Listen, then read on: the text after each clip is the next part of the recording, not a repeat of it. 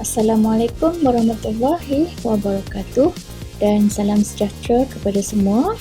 Okey, hari ini kita akan belajar tentang sejarah dan apresiasi seni, iaitu salah satu bidang yang pertama sekali dalam pendidikan seni visual tingkatan 5 bermula tahun 2021. Okey, cuba kita tengok pada muka surat yang ketiga.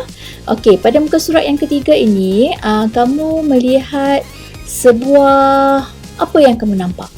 Okey, iaitu ini merupakan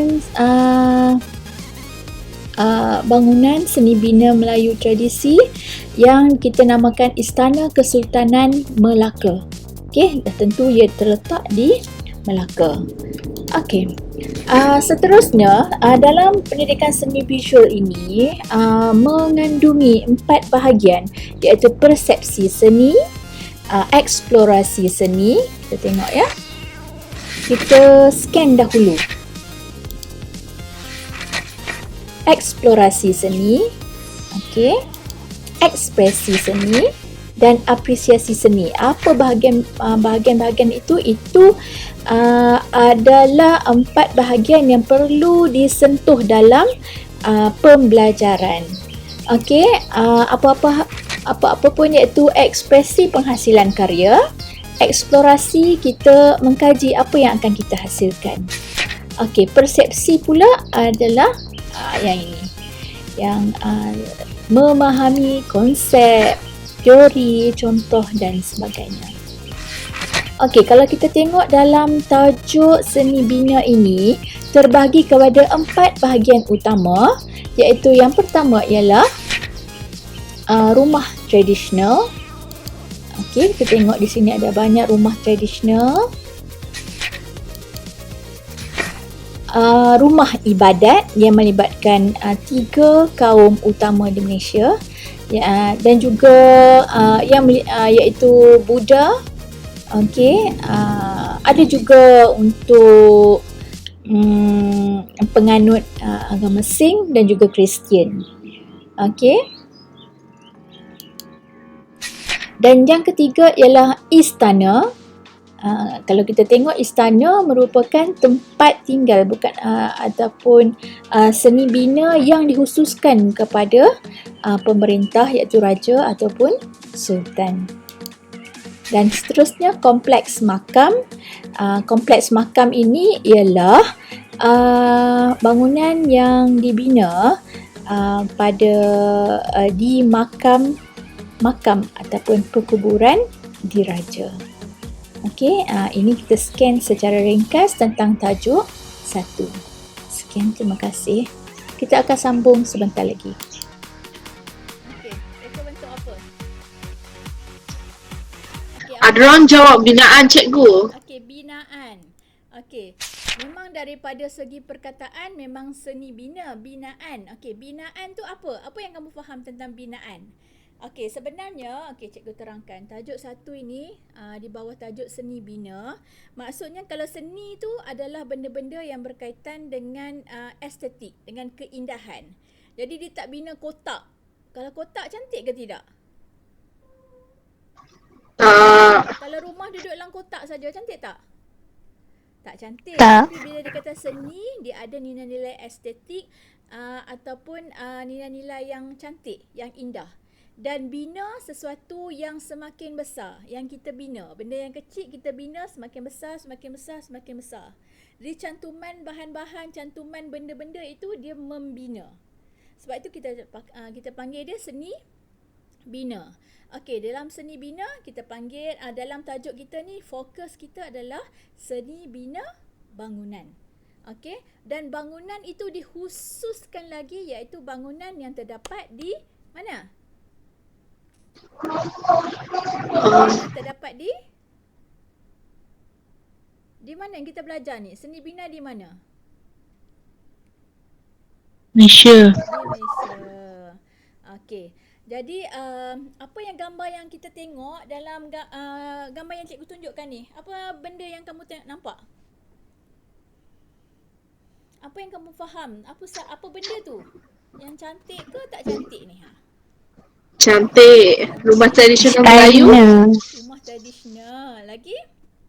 Apa lagi jawapan yang lain? Cikgu tak nak cikgu cakap seorang-seorang. Cikgu nak ada feedback daripada kamu.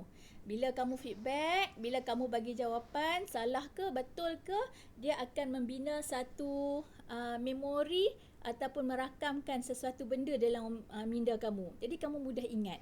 Walaupun jawapan yang kamu bagi tu tak berapa tepat. Okey? Apa Cikgu, ada orang jawab kampung. Kampung. Okey, sebenarnya semua jawapan yang kamu bagi tu betul. Okey. Bila kita kata ada yang cakap kampung, ada yang cakap rumah, ada yang cakap apa lagi? Okey, kalau kita tengok ada perkataan di depan itu. Dia tulis istana kesultanan apa? Kamu nampak ke kamu tengok dalam telefon? Melaka. Jadi gambar yang kamu tengok pada muka surat 2 ini adalah gambar istana yang terletak di Melaka. Jadi istana ini telah dibina semula di asal bentuk yang asal. Sebenarnya dia adalah daripada bentuk yang asal dibaik pulih dan dijadikan sebagai muzium. Okey, dia terletak di bersebelahan di kota Formosa. Siapa pernah datang bangunan ini? Ada tak? Siapa pernah datang? Seorang pun tak pernah. Alah, hai kesiannya nak murid cikgu. Okey, next time lepas PKP ni, okey, kalau dulu tahun 2014, 2015, 2016, cikgu selalu bawa pelajar-pelajar cikgu datang ke Melaka dan salah satu tempat untuk lawatan adalah ke sini kerana dia pun ada belajar dalam silibus lah ya.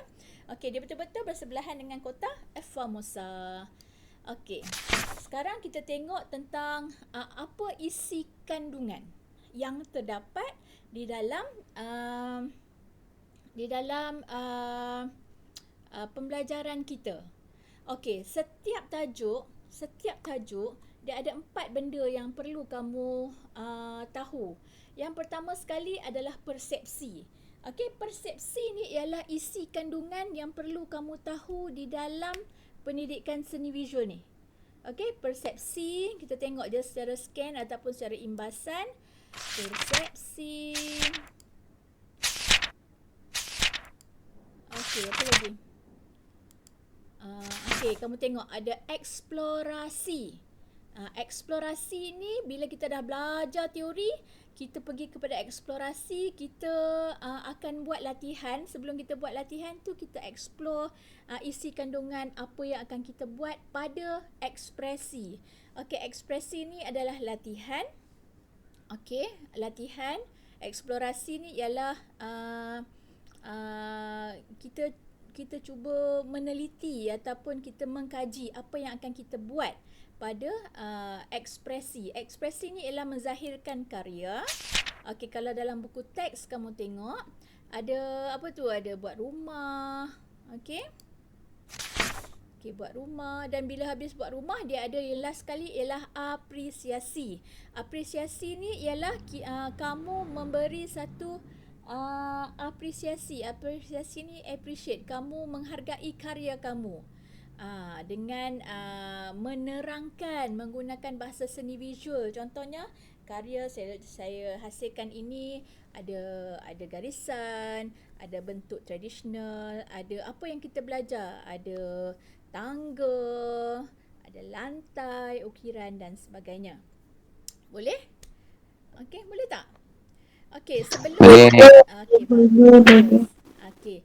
Sebelum cikgu pergi yang ke depan, cikgu pergi yang belakang dulu. Okey. Okey, kamu nampak ya pada muka surat 22. Okey, pada muka surat 22, di bawah tajuk seni bina ni, di bawah tajuk seni bina. Okey. Kita tengok di bawah tajuk seni bina ada 4 benda yang perlu kamu tahu. Yang pertama ialah rumah tradisional.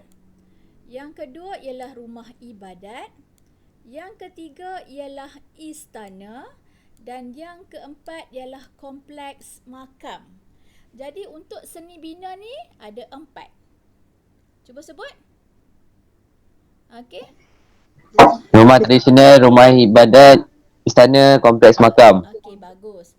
Okey, jadi rumah tradisional ni kita akan mengkaji. Sekejap lagi kita pergi ke depan balik, kita akan mengkaji rumah-rumah tradisional di Semenanjung Malaysia, iaitu seperti di Terengganu, di Perak, di Melaka, di Negeri Sembilan. Okey, apa rumah-rumah tradisional yang terdapat di Semenanjung dan juga rumah tradisional seperti rumah panjang yang terdapat di Sabah dan Sarawak.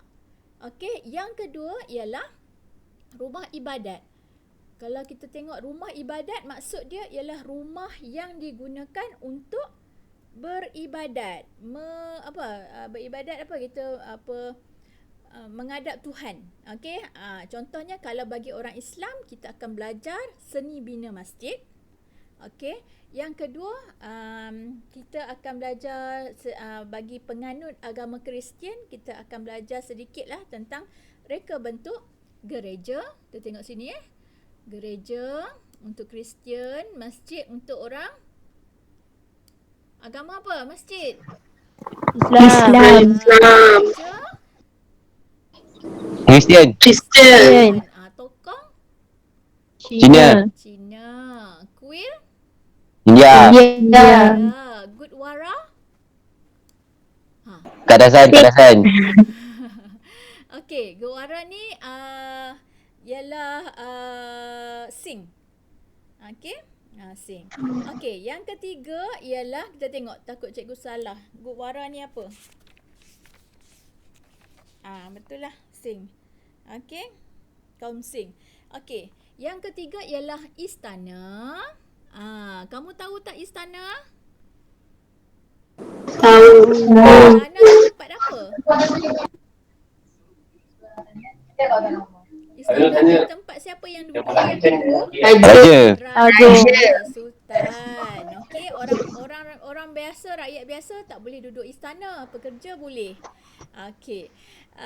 Jadi yang ketiga ialah kompleks makam. Apa dia maksud kompleks makam? tempat perkuburan. Ya, perkuburan siapa? Orang-orang yang bersejarah itu. Golongan yang dihormati. Sultan. Orang-orang terdahulu. Ya, sampai sekarang sebenarnya. Okey, di kawasan perkuburan golongan istana, kita panggil dia sebagai makam. Jadi di Malaysia dia ada buat tempat yang khusus, iaitu kawasan perkuburan tu dia tak terbuka macam rakyat Malaysia biasa, tapi dia ada bangunan yang cantik yang memberikan, sebenarnya memberi agam rakyat memberi penghargaan kepada golongan istana. Okey, sekarang ni cikgu pergi ke depan. Kita dah tengok, kita dah scan. Okey, tapi kebanyakan soalan akan berkisar di dalam buku teks. Jadi bila dalam buku teks kamu kena faham maksud-maksud perkataan ataupun benda-benda yang dimaksudkan dalam istilah-istilah.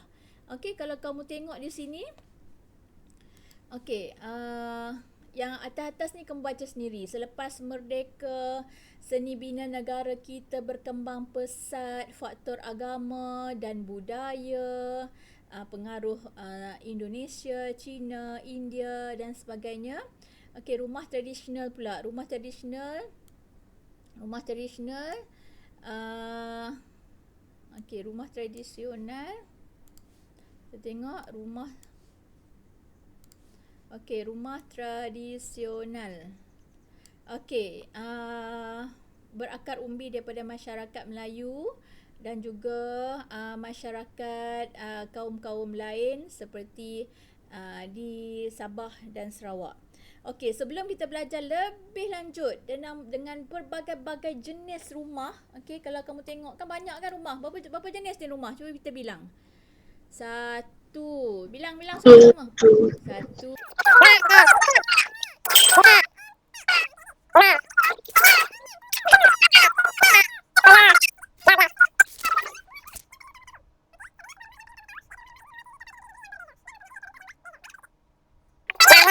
Okey, walau bagaimanapun, kalau kita tengok, kalau kamu tengok, okey, kalau kamu tengok di sini.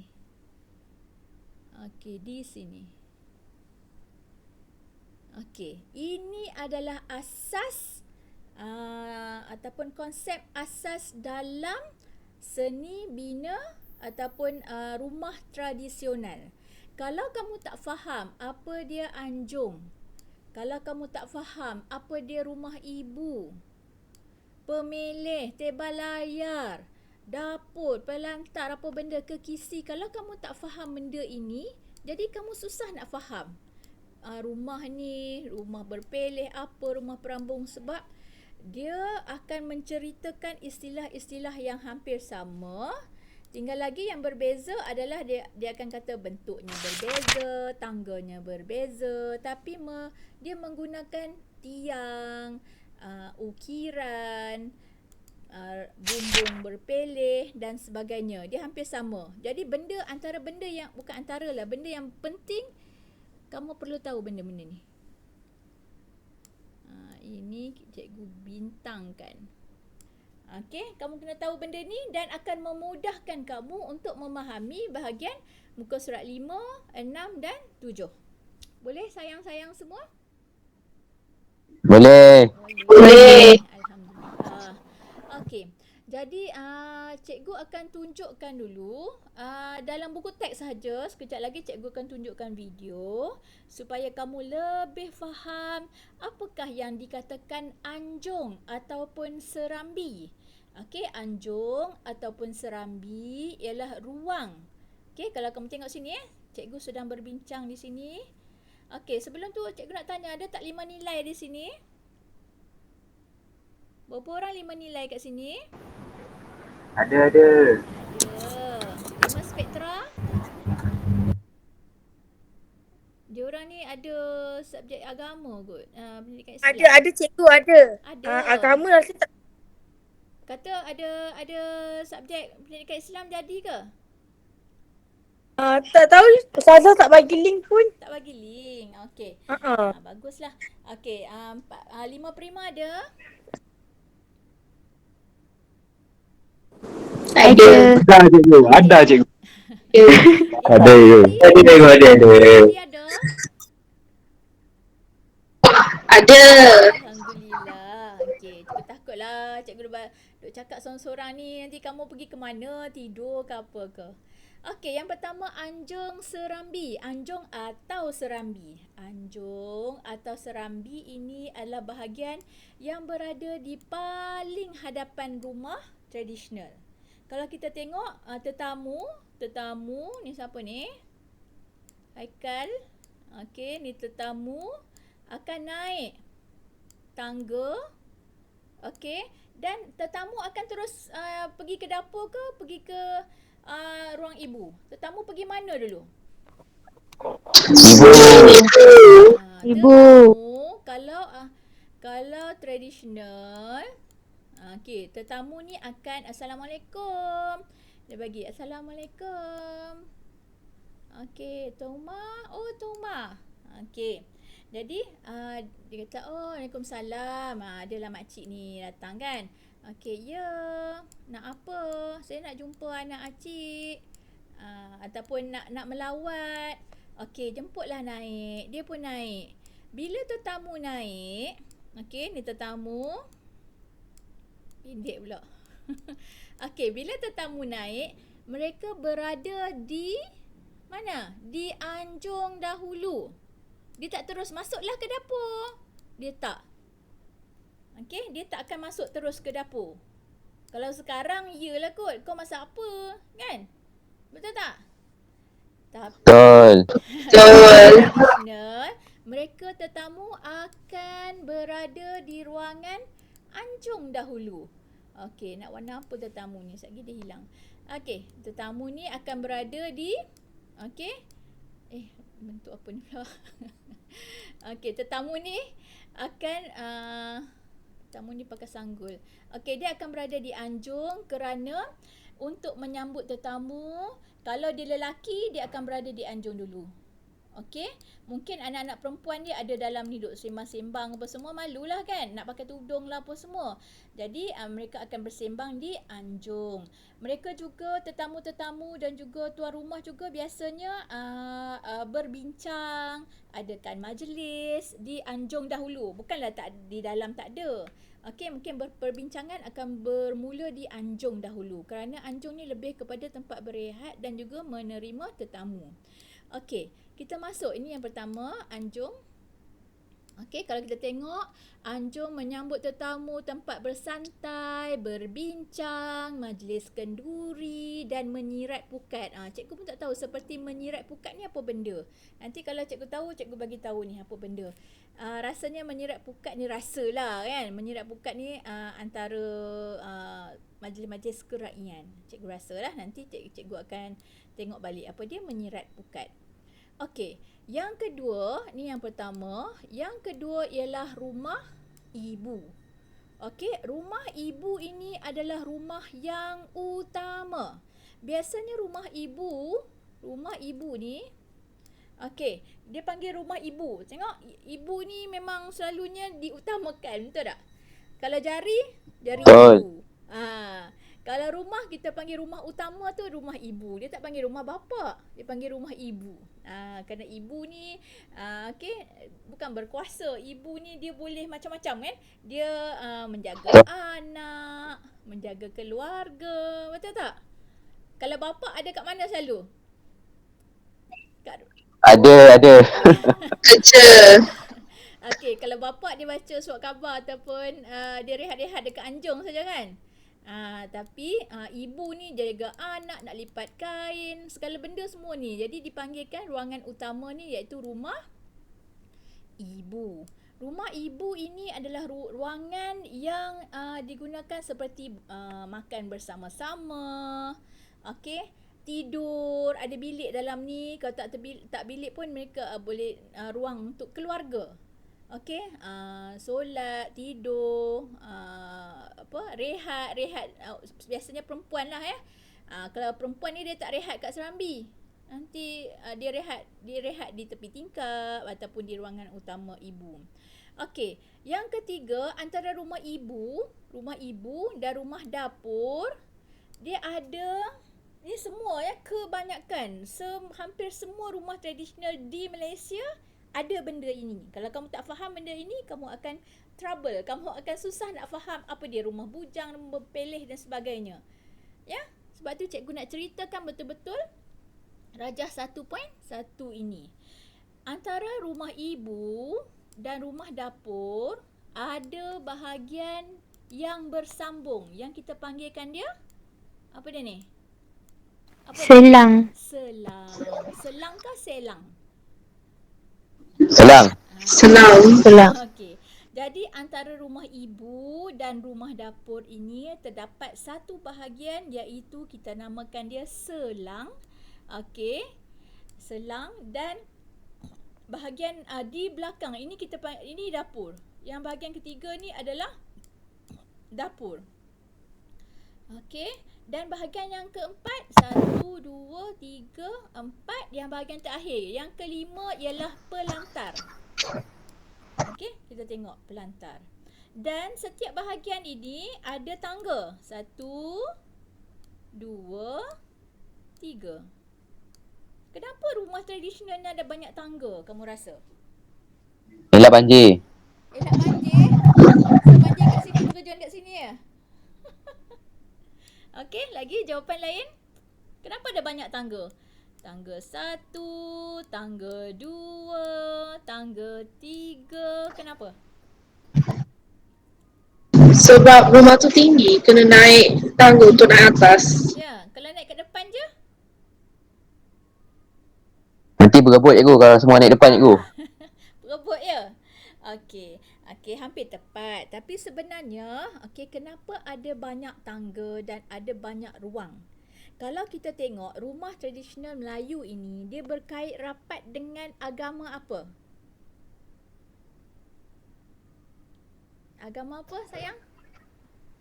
Islam. Agama Islam. Dalam agama Islam, dia memberi satu budaya. kan? Budaya dalam agama Islam iaitu kita boleh tak bercampur lelaki perempuan duduk satu kawasan ni bertepuk bertampar, boleh tak? Tidak. Boleh. Jadi kalau ada kenduri, kebiasaannya tetamu lelaki akan naik, akan naik melalui tangga utama. Dan yang perempuan akan naik tangga belakang ataupun tangga di bahagian selang ini. Kerana mereka akan terus pergi ke dapur, buat kerja di dapur ataupun menyiapkan kenduri kendara di bahagian rumah ibu. Jadi kalau dia buat satu tangga, jadi lelaki nak turun, perempuan nak turun kat ini lah nak naik, ini lah nak turun lagi, budak lagi, kan? Jadi berlakunya pertembungan ataupun percampuran antara lelaki dan perempuan.